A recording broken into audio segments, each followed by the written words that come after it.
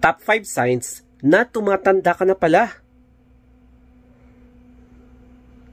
Number 1 is ayaw sa maingay or umiiwas ka sa maingay.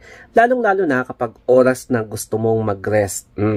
Kasi napansin ko sa sarili ko na kapag gabi at gusto ko nang mag-rest, alam mo yon, yung parang kahit na medyo faint na sound, madali talaga akong magising o kaya hindi ako nagiging comfortable, nagiging irritable ako, mga ganon. Kaya siguro yung mga ibang kasama ko sa bahay medyo ano na sa akin kasi medyo napansin nila na naiirita ako kapag may nakakarinig ako ng kahit konting ingay lang. Pero okay naman kapag may festival, tapos nagsasaya, mga ganyan. Okay lang. Pero kapag gabi na oras na gusto mo nang mag-rest, doon na. Kumbaga parang tumataas yung stress level mo kapag nakakarinig ka ng medyo kakaunting ingay na, lalo na kapag matutulog.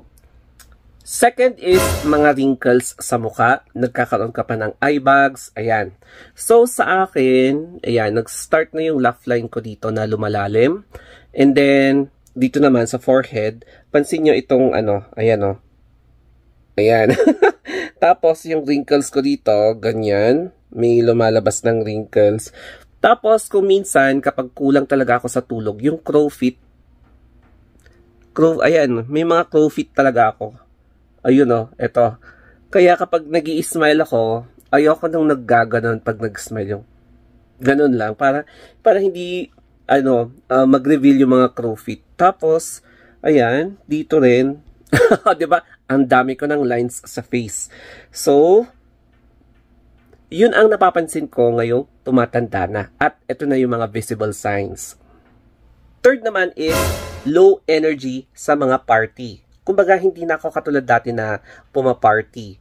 Ngayon, siguro in a week, mga 2 times a week na ako lumalabas. Kasi dati, as in, grabe.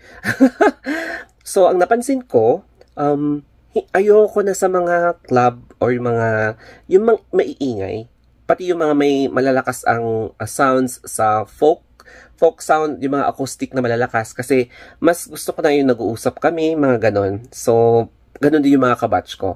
And then, kapag sa nomohan na, ang kaya ko lang talaga is round 2. Like, example, yung 2x2 plus C2 or Gatorade, hanggang round 2 lang talaga ang kaya ko. Kaya ng sikmura ko. Tapos, dapat before 12 nakauwi na ako or between 12 to 1 a.m. Dati-dati kahit na umaga kayang-kaya ko or madaling araw kayang-kaya. Ngayon, hindi na talaga. Alam mo yun, yung biglang inaantok ka na, yung pagod ka na sa kakano mo. Ngayon, ayoko na talagang magpuyat ng masyado kasi kapag may gagawin ka kinabukasan, alam mo yun, matetenga. Ang fourth is insomnia.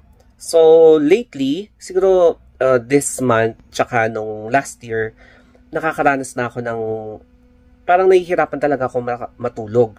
Hindi ko nakukuha yung tulog ko, yung antok ko, mga ganon. So, one example, nagkaroon ako ng time na parang gising na gising ako hanggang alas 5 ng umaga. So, nakatulog na lang ako ng 1 oras. Tapos, bangag na bangag ako after kong magising. Grabe, as in. Then, naulit yung mga ganon. Tapos, kapag sunod-sunod yung insomnia ko, dun lumalabas yung mga eye bags ko, no? Kaya, grabe.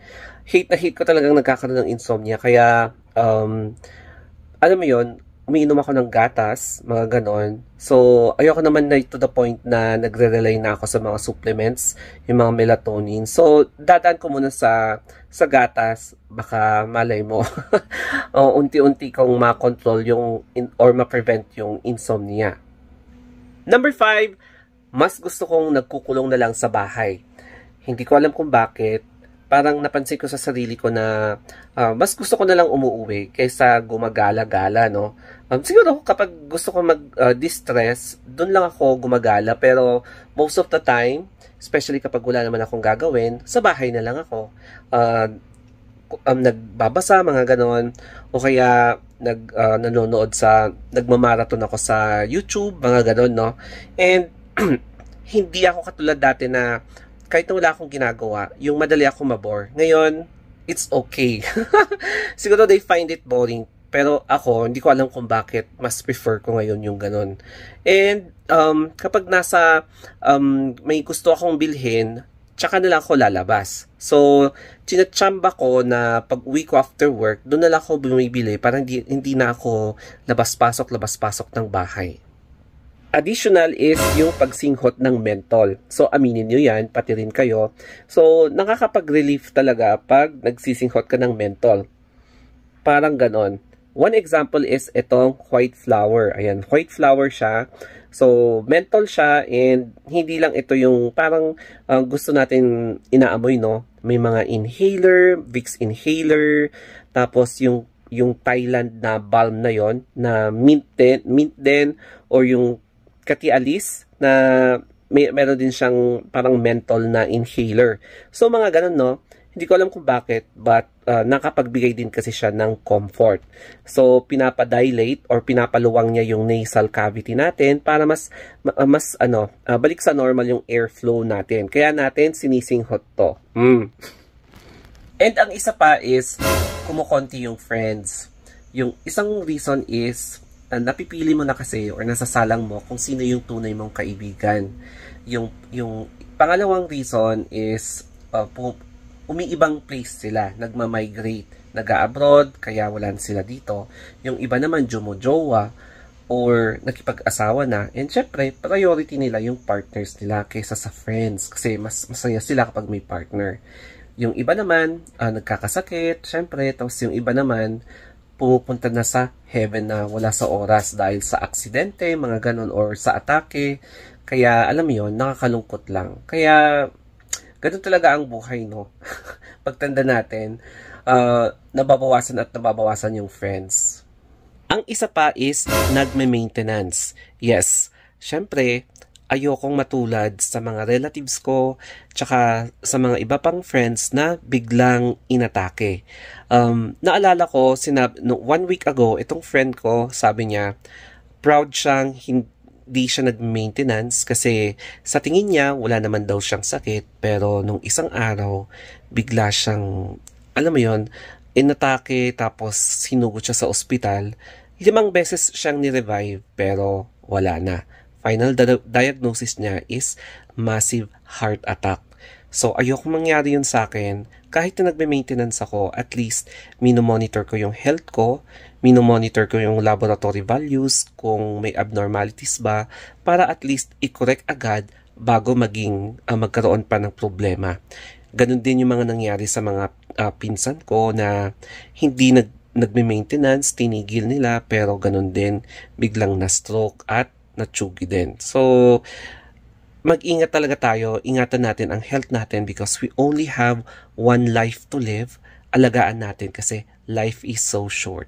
Bale, 8 na yung nabanggit ko, no? And I am very sure nakaka-relate kayo kasi nangyayari talaga ito sa totoong buhay natin. Aminin nyo man yan or hindi. Kaya, nakarelate ba kayo sa aking top 5 plus 3? So, total of 8 na signs na tumatanda ka na. Okay, so sana nagustuhan nyo itong video na to and sana may natutunan kayo kung may natutunan nga ba kayo sa video na to. Pero yes, syempre no, basic information, ganon. So anyway, you can follow me or subscribe my social media accounts kasi malaking tulong na rin to para sa akin as a content creator and lalong-lalo na kapag nagugustuhan nyo yung mga stories ko. So that's it guys. Always remember na kahit na anong mangyari, be always positive, think positive, umiwas na lang sa toxicity or negativity. Kahit na anong sitwasyon man yan. Okay, so once again, thank you for watching. Have a nice day.